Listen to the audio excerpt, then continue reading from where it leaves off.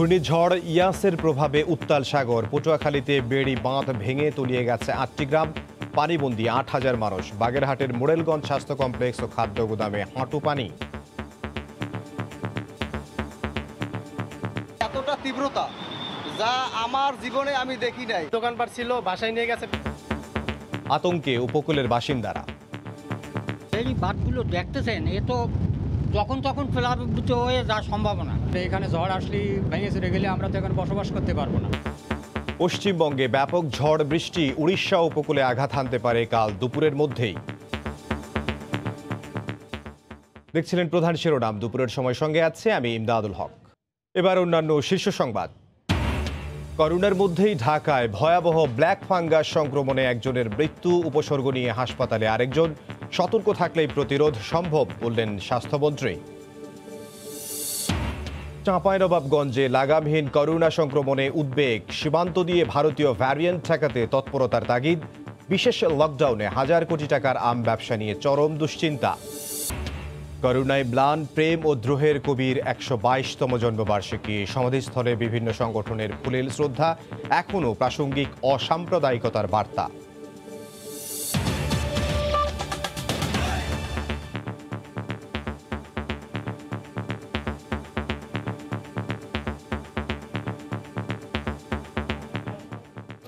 শুরুতেই ঘূর্ণিঝড় ইয়াসের খবর। ঘূর্ণিঝড় ইয়াসের প্রভাবে উত্তাল সাগর, ঢেউয়ের তোড়ে বেড়ি বাঁধ ভেঙে পটুয়াখালীতে প্লাবিত হয়েছে ৯টি গ্রাম। পানিবন্দী হয়ে পড়েছেন প্রায় ৮,০০০ মানুষ। এছাড়া উপকূলীয় এলাকায় ঝোড়ো হাওয়া সহ বৃষ্টি শুরু হয়েছে। জোয়ারের পানি স্বাভাবিকের চেয়ে ৩ থেকে ৫ ফুট বাড়ায় তলিয়ে গেছে বাড়িঘর, দোকানপাট। এছাড়া বাগেরহাট, ভোলা ও বরগুনার নিচু এলাকা প্লাবিত হয়েছে। ঘূর্ণিঝড় মোকাবিলায় সতর্কতামূলক মাইকিংয়ের পাশাপাশি আশ্রয়কেন্দ্র ও চিকিৎসক দল প্রস্তুত রাখা হয়েছে। রিপোর্টার ও জেলা প্রতিনিধিদের পাঠানো তথ্য ছবি নিয়ে রিপোর্ট। ভারতের ওড়িশা পশ্চিমবঙ্গ উপকূলের দিকে প্রচণ্ড গতিতে ধেয়ে আসছে ঘূর্ণিঝড় ইয়াস। এর প্রভাবে উত্তাল বঙ্গোপসাগর, বড় বড় ঢেউ আছড়ে পড়ছে সমুদ্র তীরে। পটুয়াখালীতে প্রবল জোয়ারে কলাপাড়ার লালুয়া এলাকায় ক্ষতিগ্রস্ত বেড়িবাঁধ ভেঙে ৯টি গ্রাম প্লাবিত, পানিবন্দী ৮,০০০ মানুষ। উত্তাল সাগরের ঢেউয়ের তোড়ে কুয়াকাটা সৈকতের অর্ধশতাধিক অস্থায়ী দোকানপাট ভেসে গেছে। এ অবস্থায় জানমাল রক্ষায় মানুষকে নিরাপদ আশ্রয়ে সরে যেতে সতর্কতামূলক মাইকিং করছে প্রশাসন।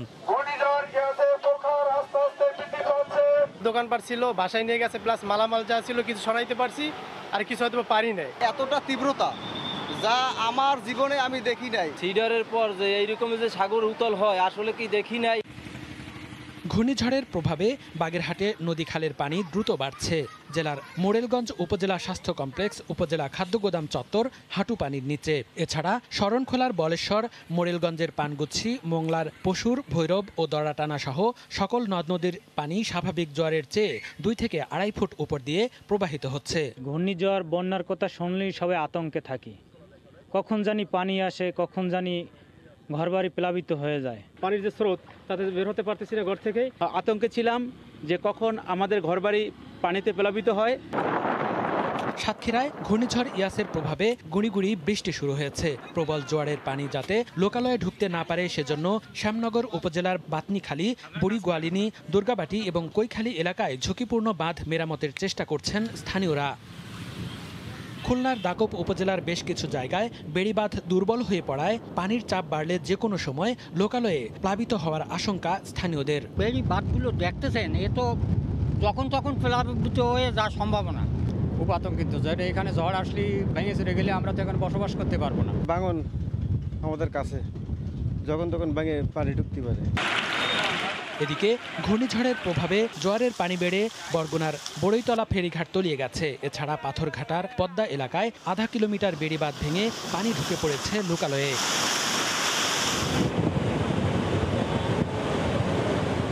এছাড়া কক্সবাজারের উপকূলীয় নদ নদীতে পানি বাড়ার পাশাপাশি উত্তাল রয়েছে সাগর। মনিরুজ্জামান প্রান্ত, সময় সংবাদ। এই মুহূর্তে কুয়াকাটা সমুদ্র সৈকতে আছেন সহকর্মী মোহাম্মদ মনির হোসেন বাদল, খুলনার দাকুপে আছেন সহকর্মী তরিকুল ইসলাম এবং কক্সবাজার সৈকতের কলাতলি পয়েন্টে আছেন সহকর্মী সুজাউদ্দিন রুবেল। ইয়াসের প্রভাব সম্পর্কে সবশেষ খবর জানতে সরাসরি যাব তাদের কাছে। প্রথমেই যাচ্ছি কুয়াকাটায় বাদলের কাছে। বাদল, ধন্যবাদ ইমদাদ। ঘূর্ণিঝড় ইয়াসের ঝড়ো হাওয়া গতকাল থেকেই উপকূলীয় জেলা পটুয়াখালীতে বইতে শুরু করেছে।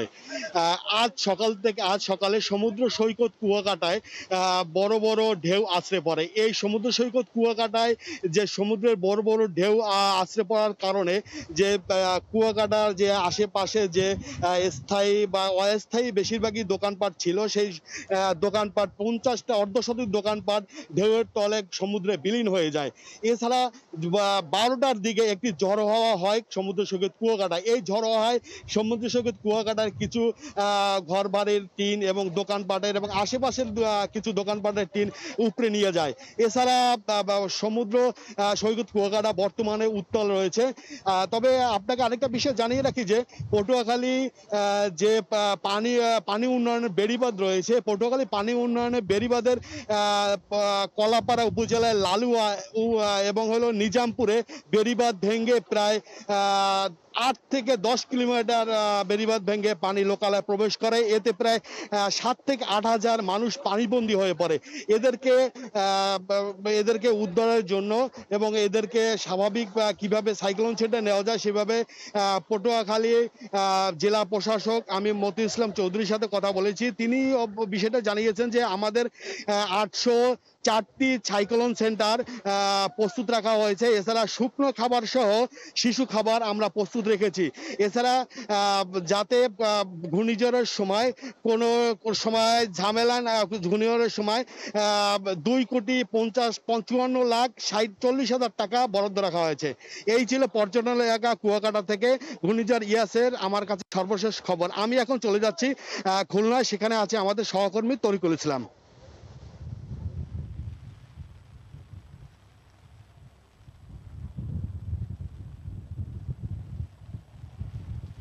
ধন্যবাদ বাদল। খুলনায় দাকপ উপজেলায় রয়েছি আমি এবং এখানে চুনকুড়ি নদীর পাড়ে যে অবস্থা আমরা দেখতে পাচ্ছি যে এখানে প্রচুর বাতাস হচ্ছে এবং সেই সাথে বৃষ্টি হচ্ছে এবং নদীতে জোয়ারের যে পানি ছিল সেই পানিটা কিন্তু এখনো পর্যন্ত ভাটা চলছে নদীতে, তারপরও কিন্তু পানির যে উচ্চতা সেটি কিন্তু কমেনি। এবং আপনারা দেখতে পাচ্ছেন যে এখানে দাকপের একটি প্রধান সড়ক পৌর এলাকার মধ্যে, সেই সড়কটা কিন্তু পানির চাপে অনেক অংশে ভেঙে গেছে। কিছুক্ষণ আগে মাটি কিছুটা ইট ফেলানো হয়েছে, এখানকার স্থানীয় সাধারণ মানুষ তারা ইট ফেলে এটাকে রক্ষা করার চেষ্টা করছে।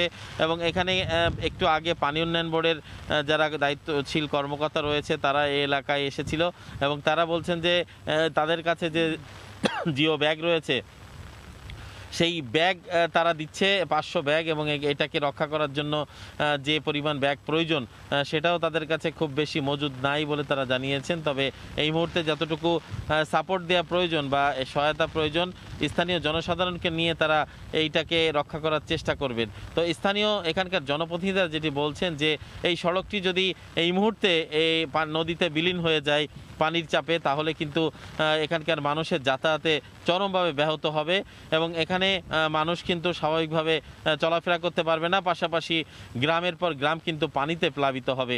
তো আমরা সকাল থেকে দাকপে যে পরবর্তী দৃশ্যটি দেখেছি সেটি হচ্ছে এখানকার বেড়িবাঁধগুলো কিন্তু অনেক জায়গায় নাজুক অবস্থা বিরাজ করছে। অনেকাংশে যে বিশেষ করে সুতারখালী এলাকায় আমরা যে খবরটি পেয়েছি সুন্দরবন সংলগ্ন এলাকা, সেখানে কিন্তু বেড়িবাঁধে ফাটল দেখা দিয়েছে এবং সেখান থেকে বেড়িবাঁধ ভেঙে কিছু অংশ ভেঙে সেখানে গ্রামে পানি প্লাবিত হচ্ছে এবং জোয়ারের পানি প্রবেশ করছে। এছাড়া আরেকটি বিষয় সেটি হচ্ছে যে এখানকার যে পানখালী এলাকায় আমরা যে বেড়িবাঁধ, সেই বেড়িবাঁধটা কিন্তু সেখানেও কিন্তু নাজুক অবস্থা এবং স্থানীয় জনসাধারণ তারা চেষ্টা করছে যারা সেটিকে কোনো রকম রক্ষা করার জন্য। পাশাপাশি এখানকার প্রশাসনের যে প্রস্তুতির কথা বলতে হয় সেটি হচ্ছে প্রশাসন সাইক্লোন শেল্টার সহ এখানে কিছু শুকনো খাদ্য সহায়তা সাধারণ মানুষকে প্রদান করছেন এবং যেটি আমরা জানতে পেরেছি যে ইতিমধ্যে অনেক জায়গায় খাবার বিতরণ করা হয়েছে, শুকনো খাবার, যেটি নিম্ন আয়ের মানুষ বা যাদের অনেক জায়গা বাড়িতে প্লাবিত হয়ে গেছে। সব মিলে আমার কাছে এই ছিল খুলনার দাকব সহ উপকূলীয় উপজেলার ঘূর্ণিঝড়ের ইয়াসের যে প্রস্তুতি এবং সর্বশেষ আবহাওয়ার অবস্থার খবর। চলে যাচ্ছি কক্সবাজারে, সেখানে রয়েছেন সুজাউদ্দিন রুবেল। তরিকুল ভাইয়া, ঘূর্ণিঝড় ইয়াসের প্রভাবে কক্সবাজারে কখনো মেঘ কখনো বৃষ্টি আবার কখনো ঝড়ো হাওয়া বয়ে যাচ্ছে। এখনো আসলে বাতাসের গতিবেগ অনেকটাই বেশি। আমরা সকাল থেকে যে অবস্থান দেখতে পেয়েছি সমুদ্র সৈকত এলাকায় সাগরের যে জোয়ারের পানি রয়েছে, সে জোয়ারের পানি অনেক বৃদ্ধি পেয়েছে। স্বাভাবিকের তুলনায় 3 থেকে 4 ফুট উচ্চতায় প্রবাহিত হচ্ছে এবং উপকূলে সেটি আঘাত আনছে। বেড়িবাঁধ যে এখানে জিও ব্যাগ দেওয়া হয়েছে, জিও ব্যাগ পর্যন্ত রাখা যাচ্ছে না।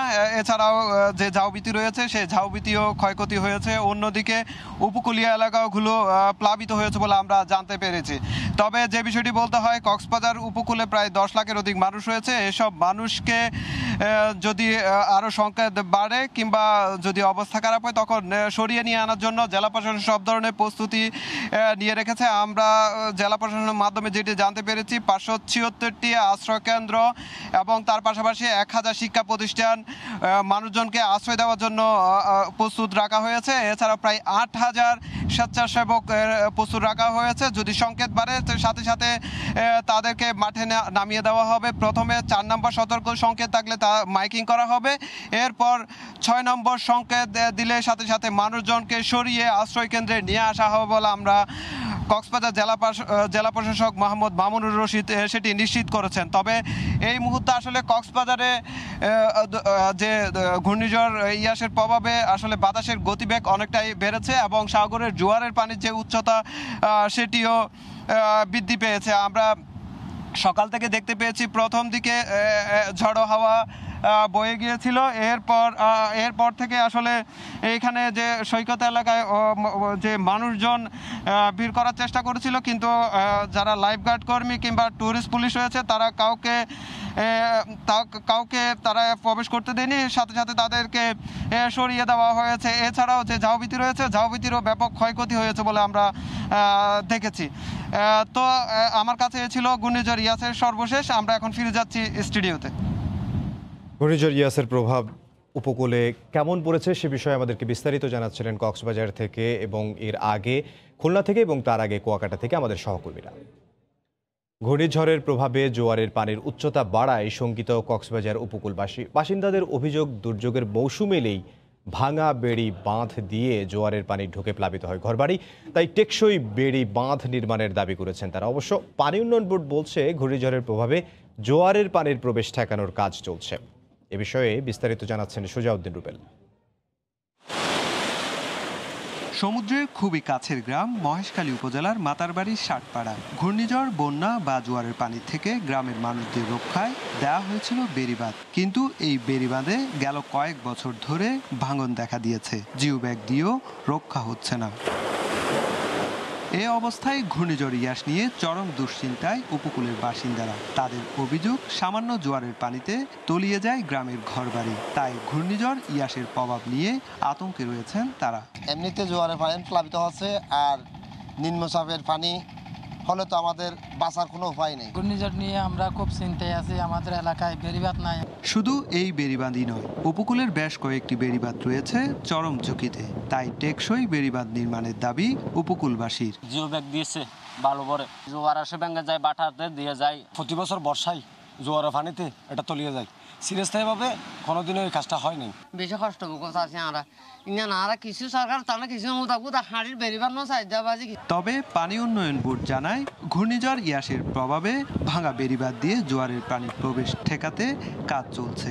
যে সাইক্লোনটা আসছে তার কোনো হলো উঁচু জোয়ারের পানি যেতে আমাদের পোল্ডারের অভ্যন্তরে প্রবেশ করতে না পারে, সেই লক্ষ্যে আমরা কাজ করে যাচ্ছি। পানি উন্নয়ন বোর্ডের তথ্য মতে কক্সবাজার উপকূলে বেড়িবাঁধ রয়েছে 595 কিলোমিটার, আর উপকূলে বসবাস করছে 10 লাখের মতো মানুষ। শুধু ঘূর্ণিঝড় নয়, আকাশে মেঘ ও জোয়ারের পানি দেখলে ভয়ে কেঁপে ওঠে কক্সবাজারের বিস্তীর্ণ উপকূলের মানুষজন। সাধারণ জোয়ারের পানিতে ভাঙা বেড়িবাঁধ দিয়ে পানি প্রবেশ করে প্লাবিত হয় গ্রামের পর গ্রাম। তাই দ্রুত টেকসই বেড়িবাঁধ নির্মাণ করার দাবি উপকূলবাসীর। মহেশখালীর মাতারবাড়ি থেকে সুজাউদ্দিন রুবেল, সময় সংবাদ, কক্সবাজার।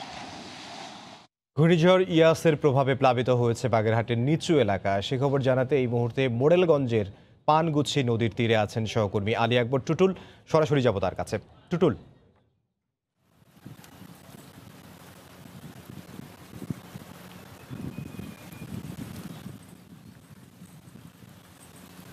পরিবার কিন্তু পানিবন্দী হয়ে পড়ে এবং পানিতে প্লাবিত হয়ে যায়। তবে উপজেলার স্বাস্থ্য কমপ্লেক্স যেটা চত্বরে পানি ঢুকে পড়েছিল এবং খাদ্য গুদামে ভেতরে তারা পানি নামতে শুরু করেছে, তারপরেও কিন্তু মানুষের মধ্যে আতঙ্ক রয়েছে। আমি পানি উন্নয়ন বোর্ডের কর্তৃপক্ষের সাথে কথা বলছিলাম, তারা তেমনটি জানিয়েছেন যে বিপদ সীমা পর্যন্ত কিন্তু 2.44 পানির লেভেলটা ছিল, সেই জায়গাটা থেকে পানি কিন্তু লেভেলটা আরো উপরে ছাড়িয়ে গিয়েছে এবং 2.60 পর্যন্ত পৌঁছেছে। যদি এভাবে যদি পানির লেভেল আরো বাড়তে থাকে তাহলে কিন্তু উপকূলের চিংড়ি ঘের, মাছের ঘের যেগুলো রয়েছে সেগুলো কিন্তু ক্ষতির আশঙ্কা করা হচ্ছে এবং রাতে যদি এর জোয়ার যদি আরো বেশি হয় এবং স্রোতের কারণে কিন্তু এই উপকূলের মানুষের মধ্যে একটা সংখ্যা প্রকাশ করছেন, তারা কিন্তু আতঙ্কের মধ্যে রয়েছেন। এবং ঘূর্ণিঝড়ের এই যে আবহাওয়ার একটা লুকোচুরি আসলে দেখা গেছে এখানে, যে কখনো বৃষ্টি, কখনো রৌদ্র, আবার কখনো এই যে নদীতে প্রচন্ড ঢেউ।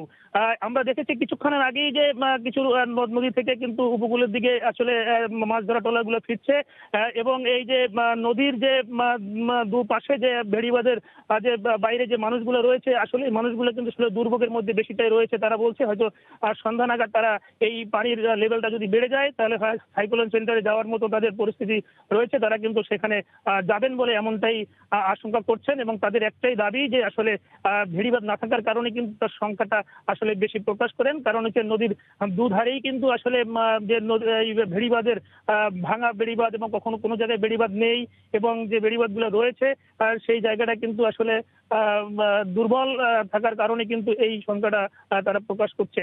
আমার কাছে ছিল বাগেরহাটের পানগুচি নদীর এলাকা থেকে ইয়াসের সর্বশেষ খবর। বাগেরহাট থেকে আমাদের সঙ্গে যোগ দিয়েছিলেন সহকর্মী আলী আকবর টুটুল। পশ্চিমবঙ্গের স্থলভাগে আপাতত আঘাত হানছে না সুপার সাইক্লোন ইয়াস, তবে সম্ভাব্য আঘাতের লক্ষ্যবস্তু প্রতিবেশী উড়িষ্যার বালাসোর। আলিপুর আবহাওয়া দফতর থেকে আরও জানানো হয়েছে এর নিকটবর্তী পশ্চিম মেদিনীপুর ও লাগোয়া দক্ষিণ 24 পরগনাতেও তীব্র প্রভাব পড়েছে। বিস্তারিত সুব্রত আচার্যের রিপোর্টে। এই মুহূর্তে আমরা কলকাতায় যাব। কলকাতায় আমাদের সহকর্মী সুব্রত আচার্য রয়েছেন, তার কাছ থেকে আমরা বিস্তারিত জানবো। সুব্রত, আপনার কাছে কি তথ্য রয়েছে?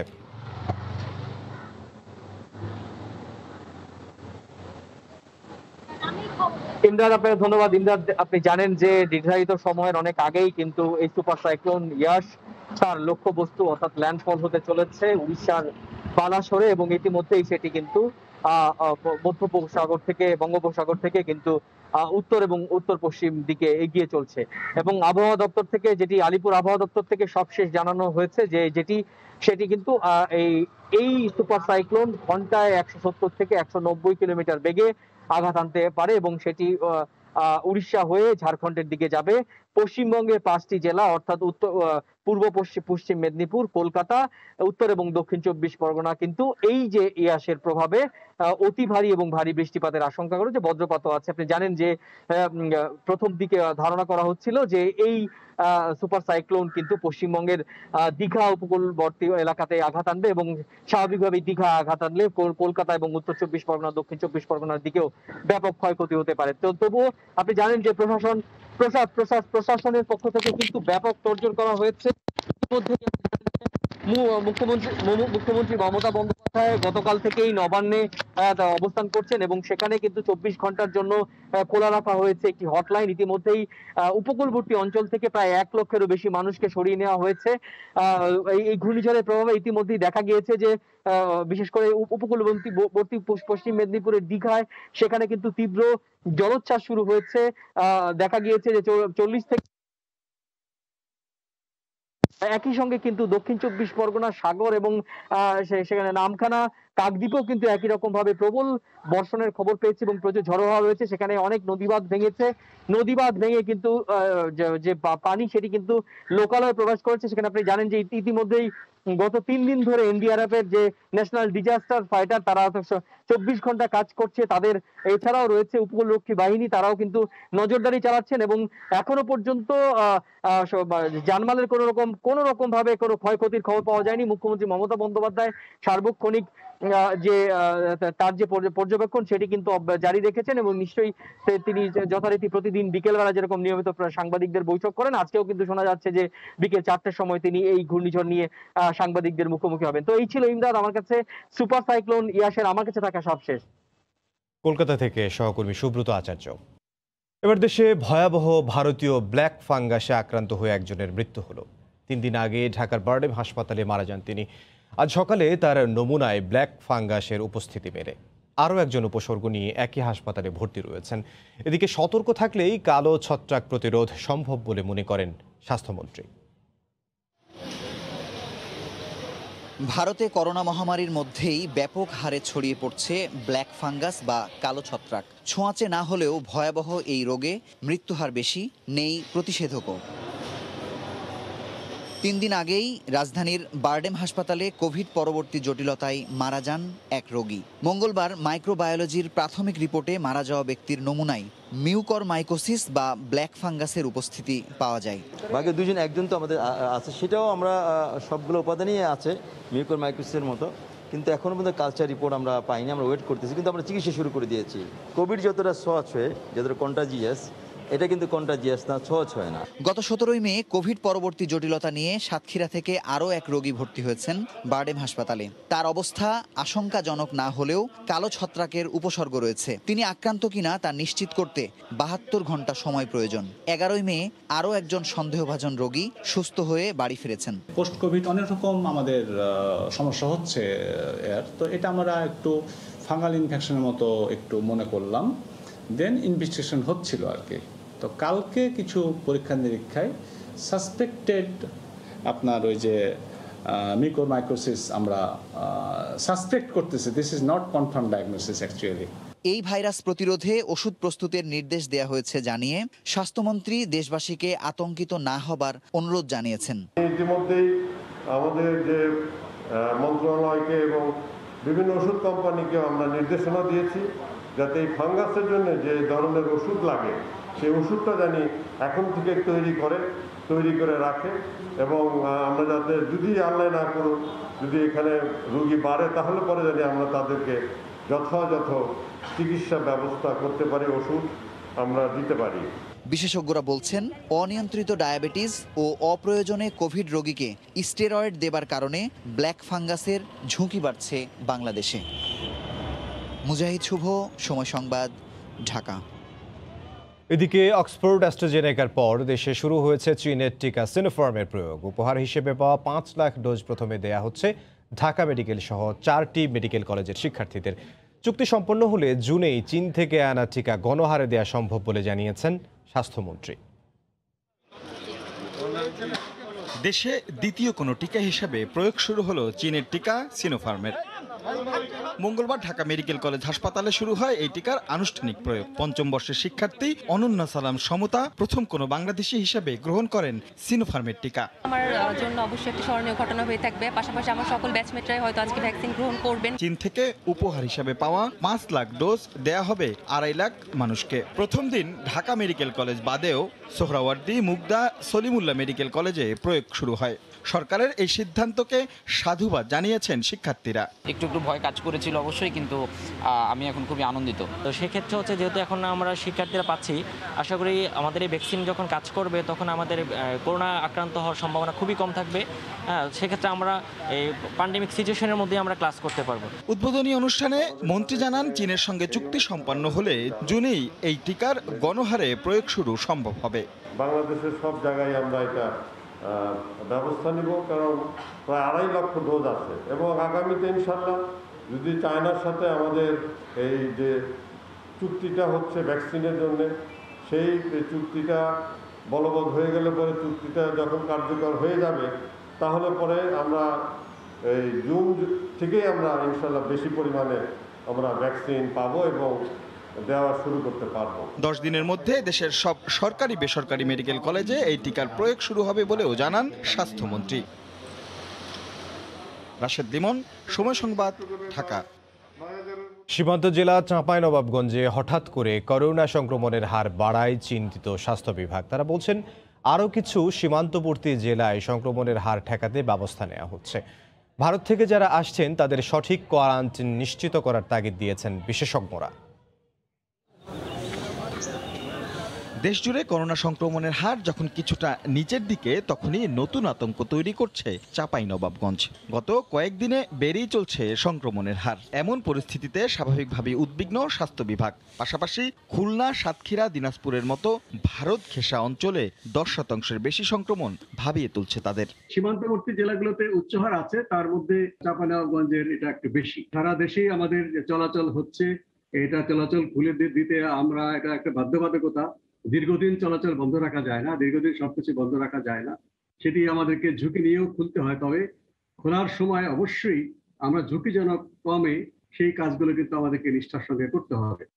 এই অবস্থায় সর্বোচ্চ সতর্ক অবস্থানে যাওয়ার পরামর্শ দিয়ে বিশেষজ্ঞরা বলছেন, ভারতের উচ্চ সংক্রমণ এলাকার সঙ্গে সীমান্ত আছে এমন অঞ্চলে বিধিনিষেধ হতে হবে কড়াকড়ি। পাশাপাশি ভারত ফেরতদের কঠোর নজরদারির আওতায় আনার পরামর্শ তাদের। আমাদের এখন লক্ষ্য নির্ধারণ করে কাজ করতে হবে। ভারতীয় ভ্যারিয়েন্টের দ্বারা হয়েছে কিনা, সেই সব রোগীদের সংস্পর্শে কারা এসেছিল, কন্ট্যাক্ট ট্রেসিং যদি করি, এইভাবে কোয়ারেন্টাইন আইসোলেশন যদি প্রপারলি এক্সিকিউট করা যায় তাহলে ভালো হবে। না হলে আমাদের জন্য আমাদের এই সংক্রমণটা ব্যাপক আকারে ছড়িয়ে পড়ার একটা আশঙ্কা রয়ে গেছে।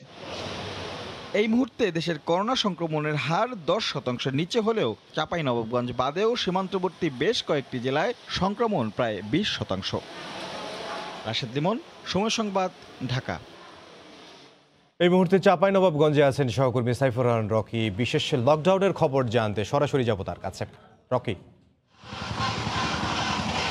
সীমান্তবর্তী জেলা হয় চাঁপাইনবাবগঞ্জে করোনা সংক্রমণের হার বেড়েই চলেছে। এ কারণে গত এক সপ্তাহ পরিসংখ্যান দেখে গতকাল জেলা প্রশাসন 7 দিনের জন্য কঠোর লকডাউন ঘোষণা করেছে চাঁপাইনবাবগঞ্জ। এবং এখান থেকে চাঁপাইনবাবগঞ্জের ভেতর থেকে যেমন বাইরে কেউ যেতে পারবেন না, ঠিক তেমনটি বাইরে থেকেও কিন্তু চাঁপাইনবাবগঞ্জের ভেতরে যেন কেউ আসতে না পারে সেই জন্য কিন্তু মোড়ে মোড়ে পাহারা দেওয়া হচ্ছে। বিশেষ করে আইন শৃঙ্খলা রক্ষাকারী বাহিনীর সদস্যরা আমরা বিভিন্ন প্রবেশ মুখে দেখেছি, তারা কিন্তু যারা আসছেন তাদেরকে জিজ্ঞাসা করছেন এবং কে কোন কারণে যাচ্ছেন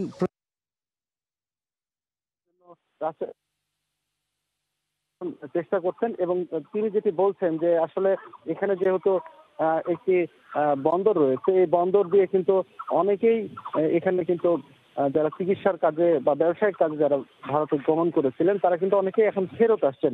সেক্ষেত্রে তাদের মাধ্যমে করোনার যে ইন্ডিয়ান সেই ভাড়া সেটি কিন্তু এখানে ছড়িয়ে যেতে পারে। সে কারণে কিন্তু এই লকডাউনটি আসলে তাদের দেওয়া হয়েছে বলে আমাদেরকে তারা বলছেন। এবং এই লকডাউনটি নিশ্চিত করা না গেলে পরবর্তীতে কিন্তু ভয়াবহ আকার ধারণ করতে পারে বলেও কিন্তু তারা আমাদেরকে জানিয়েছেন। সেই জন্য সবার সহযোগিতা চেয়েছেন, পাশাপাশি স্বাস্থ্যবিধি যেগুলো রয়েছে সেগুলো কিন্তু মেনে চলারও আহ্বান জানিয়েছেন তিনি। পাশাপাশি জেলার সিভিল সার্জন যিনি আছেন তিনি কিন্তু আমাদেরকে সহযোগিতা চেয়েছেন, পাশাপাশি স্বাস্থ্যবিধি যেগুলো রয়েছে সেগুলো কিন্তু মেনে চলারও আহ্বান জানিয়েছেন তিনি। পাশাপাশি জেলার সিভিল সার্জন যিনি আছেন তিনি কিন্তু আমাদেরকে বলছেন যে আসলে তারা কিন্তু চেষ্টা চালিয়ে যাচ্ছেন এবং সবাই যেন সচেতন হয় সেই লক্ষ্যে কিন্তু তারা নানা কর্মসূচিও করেছেন। তারপরেও কিন্তু মানুষজন সচেতন হচ্ছে না। তবে আপনাকে জানিয়ে রাখি যে গত এক সপ্তাহে ভারত থেকে বাংলাদেশি 69 জন নাগরিক এখানে এসেছেন। তারা সবাই কোয়ারেন্টিনে আছেন এবং তাদের সবার যে করোনার স্যাম্পল সেটি কিন্তু টেস্ট করা হয়েছে।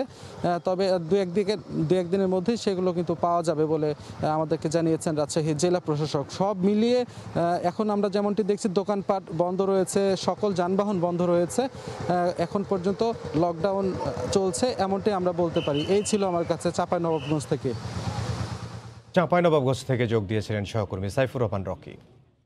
এদিকে দেশ জুড়ে লকডাউনে শিথিলতা আসায় আমের ভালো ব্যবসা নিয়ে আশায় বুক বেঁধেছিলেন চাঁপাইনবাবগঞ্জের ব্যবসায়ীরা। কিন্তু করোনা পরিস্থিতির চরম অবনতিতে স্থানীয় প্রশাসন মঙ্গলবার থেকে 1 সপ্তাহের বিশেষ লকডাউন দেয়ায় আবারও বড় ধরনের লোকসানের শঙ্কায় পড়েছেন তারা। তবে জেলা প্রশাসন বলছে আমের বাজারজাতকরণ নিশ্চিত করতে সব ধরনের ব্যবস্থা নেওয়া হবে। রাকিবুল হাসানের রিপোর্ট, ছবি তুলেছেন হাবিবুর রহমান পাপ্পু। চাঁপাইনবাবগঞ্জের বাগানগুলোতে দোল খাচ্ছে পরিপক্ক বাহারি জাতের সব সুস্বাদু আম। চলতি মাসের শেষেই ৩৪,০০০ হেক্টরের আম বাগান থেকে নামতে শুরু করবে গোপালভোগ হিমসাগরের মতো জনপ্রিয় জাতের আম। ইতোমধ্যে ব্যবসায়ীরা আমের বিপণনে আড়তঘর তৈরি সহ নিয়েছেন নানা প্রস্তুতি। তবে জেলায় করোনা সংক্রমণের হার 50 ভাগের বেশি হওয়ায় মঙ্গলবার থেকে প্রশাসনের 7 দিনের বিশেষ লকডাউনের ঘোষণায় আমের বেচাকেনা নিয়ে উদ্বেগে ব্যবসায়ীরা। আবার সরকার লকডাউন দিয়ে দিল, আমরা কি করবো? গাড়ি ঘোড়া চলতে আম বেচতে পারবো না। গাড়ি ঘোড়া বন্ধ, আমরা আম প্রসেসিং করে পাঠাতে পারছি না। তারপরে তো আপনার এই যে ঝড় নিয়ে আমরা অনেক আতঙ্কিত। খুবই খারাপ ব্যবসা বাণিজ্য, হ্যাঁ, আমের দামও অত নাই এবারকার। চলতি মৌসুমে তীব্র খরায় গুটিতেই ঝরেছে 30% আম। এখন বিশেষ লকডাউনে আমের সঠিক বিপণন ব্যবস্থা করতে না পারলে মৌসুমের হাজার কোটি টাকার ব্যবসা নিয়ে শঙ্কায় চেম্বার অব কমার্স ও আম ব্যবসায়ী সংগঠনের নেতারা। এবছর যদি ক্ষতির মধ্যে আম চাষিরা পড়ে, তাহলে আমাদের ভবিষ্যতে আম ব্যবসায়ীদের এবং আম চাষের উপরে আমাদের উৎসাহ অনেকে হারিয়ে ফেলবে। প্রত্যন্ত অঞ্চলে যদি আমগুলো ঠিক মতন সঠিকভাবে পৌঁছাতে না পারে, তাহলে কিন্তু ভবিষ্যতে আম চাষিরা হতাশাগ্রস্ত হবে। তবে জেলা প্রশাসক জানান, ট্রেন, ট্রাক ও কুরিয়ারে আম বাজারজাতের উদ্যোগ নেওয়া হবে। আম পরিবহনের সাথে জড়িত যে সকল গ্রামে গঞ্জে যে সকল ভ্যান আছে ওইগুলো চলতে পারবে। আম পাড়ার সঙ্গে যারা জড়িত তারা বাগানে কাজ করতে পারবে। আম পরিবহনের স্বাভাবিক নিয়মে যা যা আছে সবই চলবে। চলতি মৌসুমে জেলায় 3.5 লাখ মেট্রিক টন আমের উৎপাদন হবে বলে আশা কৃষি বিভাগের, যার বাজার মূল্য প্রায় 1,500 কোটি টাকা। রাকিবুল হাসান, সময় সংবাদ, চাঁপাইনবাবগঞ্জ। সাউদিয়া এয়ারলাইন্সের সার্ভার ডাউন থাকায় বিপাকে সৌদিগামীরা হোটেল বুকিং দিতে না পারায় অনিশ্চিত হয়ে পড়েছে যাত্রা। ভিসার মেয়াদ ফুরিয়ে আসায় দিশেহারা প্রবাসীরা। এ নিয়ে বিস্তারিত জানবো এই মুহূর্তে কারওয়ান বাজারে সাউদিয়া এয়ারলাইন্সের কার্যালয়ে আছেন সহকর্মী কাজল আব্দুল্লাহ। যাব তার কাছে। কাজল, ইমদাদ, সকাল থেকে আমরা যেমনটি জানাচ্ছিলাম, সবশেষ যদি আপনাকে একটু বলি, সেটা হচ্ছে যে এয়ারলাইন্স কর্তৃপক্ষ কিন্তু নিজে এসে এখানে কোনো ব্রিফ করেনি। তাদের সাথে বৈঠকে বসেছিলেন 4 জন এখানে শ্রমিক যারা যাত্রী, তারা বসে তারপর সবশেষ তাদেরকে ব্রিফ করা হয়েছে। তারাই কিন্তু এসে বলেছেন যে সেটি হচ্ছে 28 তারিখ পর্যন্ত হোটেল বুকিং শেষ সৌদি আরবের হোটেল হলিডেতে, এবং এরপর থেকে কিন্তু এখানে সব ধরনের কার্যক্রম কিন্তু স্থগিত করে সৌদি এয়ারলাইন্স কর্তৃপক্ষ। এবং এরপর থেকে তারা যেটি বলছেন সেটা হচ্ছে নিজ দায়িত্বে কিন্তু তাদের এই হচ্ছে হোটেল বুকিংটা কনফার্ম করতে হবে। কনফার্ম করার পরে কিন্তু তারা এখানে এসে যদি তারা সেই কনফার্মেশন লেটারটি দেখাতে পারে, কাগজটি দেখাতে পারে, তারপরে কিন্তু তারা সেখানে তাদের যে টিকিট ছিল নির্দিষ্ট ডেটে, সেই ডেটের তারিখ অনুযায়ী কিন্তু তারা রিশিডিউল করে তারপরে ফ্লাইট কনফার্ম করবেন। তো সেক্ষেত্রে আপনাকে একটু বলে রাখি, সেটা হচ্ছে সকাল থেকেই কিন্তু ভিড় করছিলেন এখানে যারা সৌদিগামী রয়েছেন, তারা পরিবার পরিজন আছে, বিভিন্ন জন দেখছেন আপনি। এখন কিন্তু তারা অপেক্ষা করছেন যে কোনো একটি সিদ্ধান্ত, নতুন করে যদি সিদ্ধান্ত আসে সেই আশায় কিন্তু তারা বুক বেঁধে এখন অপেক্ষা করছেন। যদিও অনেকে কিন্তু বিভিন্ন জেলা থেকে কিন্তু এখানে এসছেন, সেটি আপনি জানেন। সেক্ষেত্রে বলা চলে যে দূরবর্তী যারা অবস্থান করছেন তারা কিন্তু এখানে 2 থেকে 3 দিন আগে থেকে এসে কিন্তু হোটেল বুকিং দিয়ে তারা কিন্তু এখানে অবস্থান করছেন, যে কোনো একটি সুরা হলে তারা কিন্তু তাদের ভিসা যাতে বাতিল না হয়ে যায়, ভিসার মেয়াদ যদি ঠিক থাকে সেই অনুপাতে তারা যেতে পারে। এবং সবচেয়ে ভোগান্তি পোহাচ্ছেন তারাই যারা পরিবার পরিজনকে সাথে নিয়ে এসছেন তারা।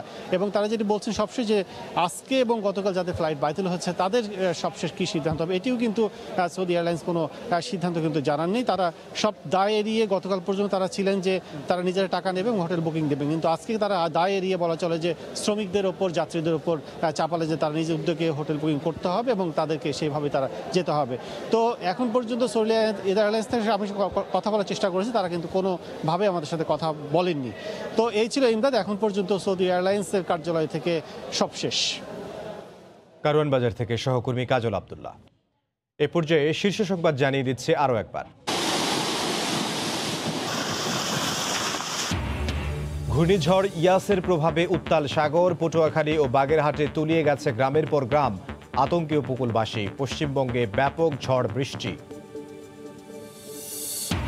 করোনার মধ্যেই ঢাকায় ভয়াবহ ব্ল্যাক ফাঙ্গাস সংক্রমণে একজনের মৃত্যু, উপসর্গ নিয়ে হাসপাতালে আরেকজন। সতর্ক থাকলেই প্রতিরোধ সম্ভব বললেন স্বাস্থ্যমন্ত্রী। এবং চাঁপাইনবাবগঞ্জে লাগামহীন করোনা সংক্রমণে উদ্বেগ, সীমান্ত দিয়ে ভারতীয় ভ্যারিয়েন্ট ঠেকাতে তৎপরতার তাগিদ।